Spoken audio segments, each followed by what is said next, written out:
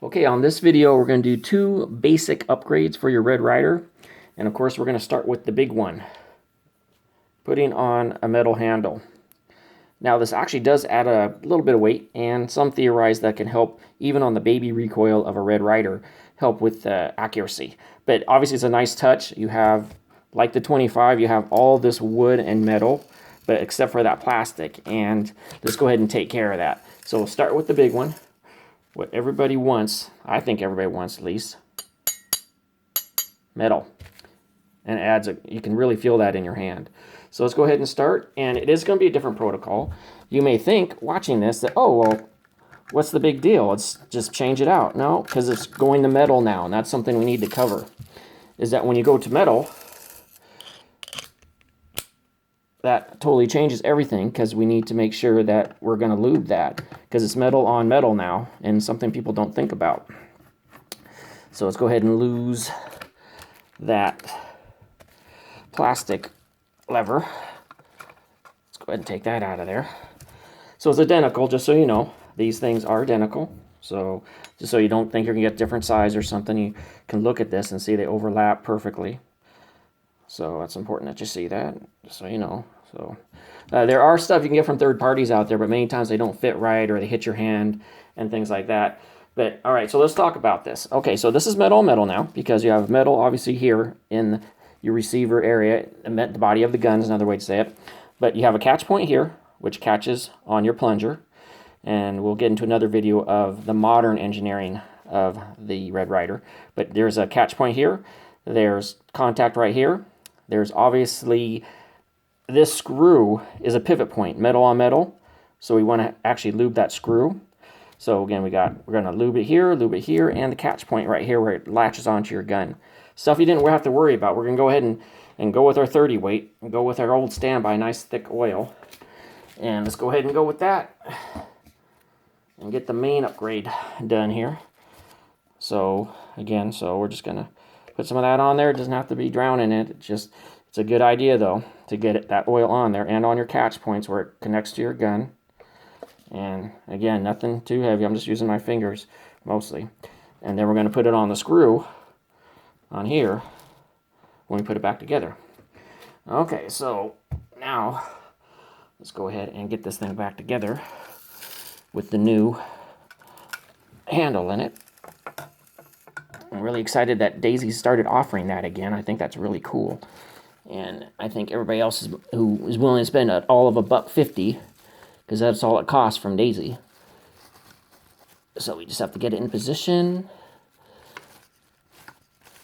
Get that in there. Oh. Let's go ahead and just push it right there. Okay, there we are.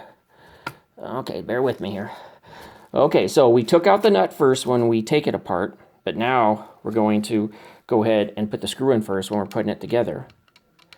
So, nope. So let's go ahead and do that. And we definitely want to put our lube on here, because remember, guys, it's metal on metal now. So we want to have, just go with your old 30 weight. You know, Daisy loves that lube for their guns anyway, so go ahead and go with that.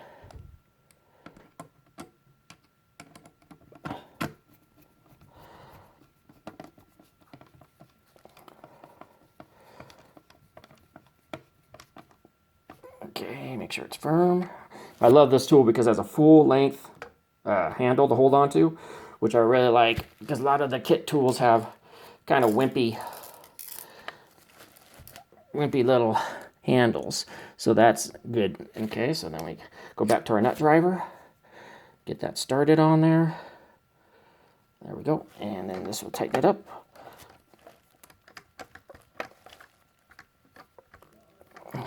There we go. So that's a basic fix. With the only part I felt people need to know is you want to lube it, and 30 weights is a good standby period for your Daisy guns. So okay, so out with the plastic, and now we got a nice new metal.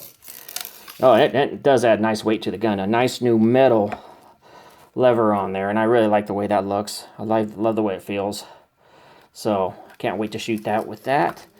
And I'm doing it just on the films. First time it's been on the gun. I haven't even shot that yet. Now the second thing I want to go over, and I'm going to be careful here not to spend too much time, is the microfiber change I made, or sorry, fiber optic. So I went with the fiber optic on this, and let me explain why, because I'm going to probably get some pushback on this. All right, first of all, this sight, it looks fat, and it is, but it's because you also have a fat back notch.